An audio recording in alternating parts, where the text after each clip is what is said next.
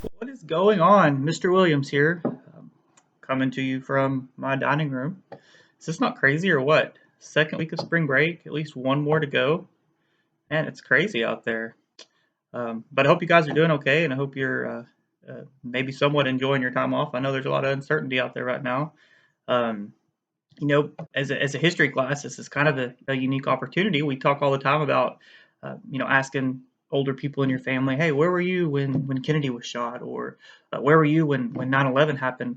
Tell you what, guys, this is going to be something that people are going to ask you about someday. Where were you when this coronavirus or this COVID-19 virus spread? What did you do?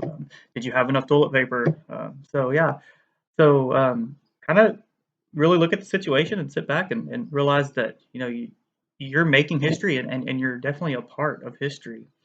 But anyway, we do have to kind of somewhat keep our classes going, however we can do it. So we're going to do it online through these videos and some assignments, which I'm going to show you in just a second how to access and do.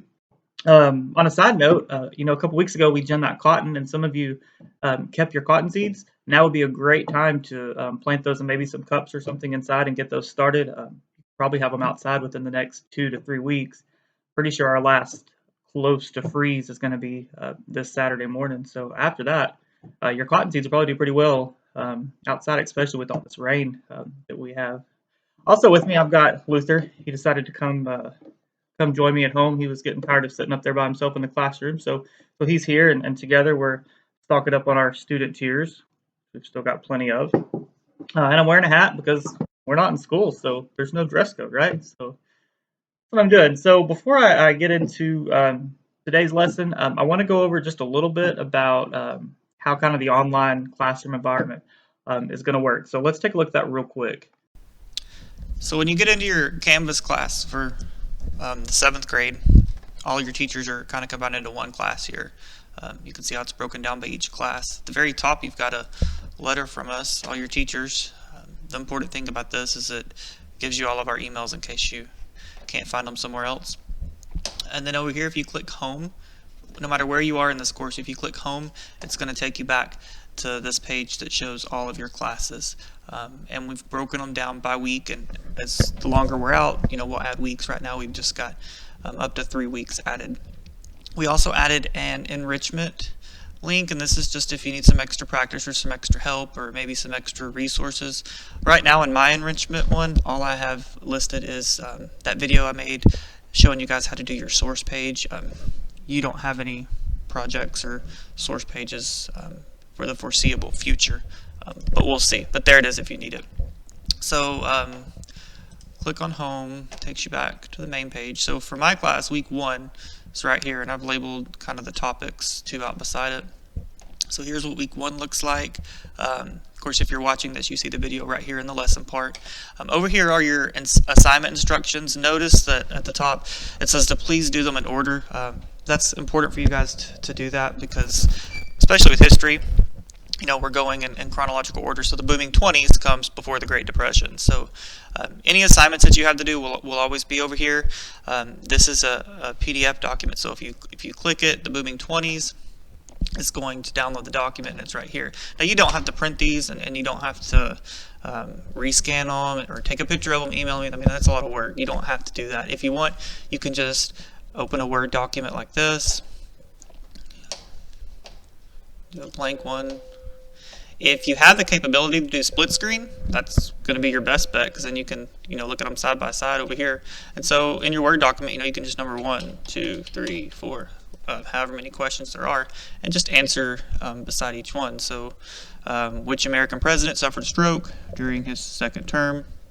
Well, if you read up here, it tells you, and so you would put the answer A, B, C, or D beside number 1, and so on. So that's how you would do any kind of handouts that I have on here. Like I said, you don't have to print them, take a picture of them, or anything like that. That's a lot of work. This one is like what we would normally do in our notebook. So this is a PowerPoint. Obviously, you're not keeping an interactive notebook. I know a lot of you guys are probably celebrating right now, right? But just read through it. This is the question. You've already got the answer, so there's no writing that you have to do in your notebooks. So that's just a presentation for you to read through. And then number 3, and this is why it's important for you to read through that and stuff, because number 3 is going to be your actual assignment. I kept it pretty simple for you guys. This is a discussion post, but nobody else can see it but me. So what you'll do on this is you'll click it. It takes you to this page right here, which is a Microsoft form. You'll type in your name here, and then you'll read this question, and then answer right here. All the directions you need to know about the question are here, and then you just hit submit, and it'll send it directly to my email, so you don't have to worry about making a Word document or copying and pasting and things like that. And as we go on, farther on, I'll probably kind of transition to where you won't even have to open a Word document to do things like this. I'll just make a document similar to this where you can record your answers 1, 2, 3, 4 and just hit submit at the end, and then it'll email it directly to me. You don't have to worry about downloading a document or anything like that. Any assignments that you complete, here's my email. You can click on it. It's linked, so it'll take you right into your email where you can attach any attachments you need to do, or if you have any questions or anything like that. Back here on the home page, on the letter from us, we did make a new remind right here. So you guys can sign up for that. This remind is not class specific, so all of us teachers are on it, and all of us can send out updates. So this is the one that you're going to want to sign up for, and you can message us if you need to. Like I said, you can email me. If you have other ways to contact me, you can do that as well. But that is pretty much what it looks like. But again, if you have any questions, shoot me an email, and we'll go from there. So good luck. Okay, so now let's talk a little bit about our lesson for week 1. I'm not going to go into a lot of detail. I mean, I'm human just like you guys, and this is all new to me too, so not quite as prepared on lesson 1 as hopefully I will be on lesson 2 and 3 and until we can see face to face again. But before we left for spring break, we had just finished talking about World War I, and we were kind of moving on into what's known as the Roaring 20s or the 1920s. And we talked together before we left that it was just a time of significant change. In 1920, you had the 18th Amendment that was passed, which said that drinking alcohol was illegal in the United States. And then you had the 19th Amendment that was passed, which gave women the right to vote. And both of those things are going to significantly impact society in the 1920s as far as prohibition, the no alcohol. You're going to have the mafia that's going to be developed, which we talked about. You're going to have these underground bars called speakeasies. People are going to secretly be selling this alcohol. And then we also talked about how it kind of led into the development of racing and eventually maybe even NASCAR, because these bootleggers were having to run from the authorities carrying this illegal substance. And then when it becomes legal again, what are these people going to do that spend so much time souping up cars? Well, they're going to take it and make it a hobby and start racing. As far as women go, this 1920s was a significant time for women. Prior to this, women were very modest. Long dresses, long hair. I mean, you think like prairie and old days, stuff like that. In the 1920s, they really tested society and tested the limits of cutting their hair off short, wearing shorter dresses, lower cut dresses, and things like that. We call these women flappers. Also in the 1920s, which we talked briefly about, the economy is going to be doing very well. A lot of new inventions like sliced bread, the lie detector test. We watched a short video on some of that stuff before you guys left. So it's really a great time to be an American. The automobile is finally coming around where people can afford it with Ford's assembly line and things like that. Kind of the downfall in the 1920s is probably farming, which we talked, during World War I, the economy was great, just like it is in any war. The economy is great because the demand is high. So farming was doing fantastic because the demand was high. And then when the war ends, the demand slacks off. And so you have all of these people that had invested, more land and more equipment into farming. And now what are they going to do with it? Because that demand is not there. So farming's not going to be great in the 1920s, and that's kind of going to lead into what is known as the Great Depression. And especially for Texas, it kind of starts in the 20s. For the rest of the world, it starts in the 1930s or so, but for Texas, it's going to start in the 1920s just because Texas is largely a farming community, and farming is the most impacted as far as this goes. What people were doing also in the 1920s is they had started buying up stocks. And stocks is basically a company saying, here, you buy this stock and you will be part owner in this company. And when we do well, you will do well. You can buy this stock for $1, and if we turn into this really, really great company, then hey, you can sell it for $5 and you've made a profit. So people start buying up these stocks in hopes of getting rich and making a profit. Well, as the economy continues to worsen, people are getting kind of leery of this practice, and so in 1929 they all kind of rush to sell their stocks because they're leery that they're going to lose their money. Well, by everybody selling their stocks, it kind of depletes the system, and so there's this big panic that happens. And on October 29th, 1929, the stock market actually crashes. And this really marks the beginning of what's known in America as the Great Depression. Um, During the Great Depression, of course, families are going to struggle. Supply is very low.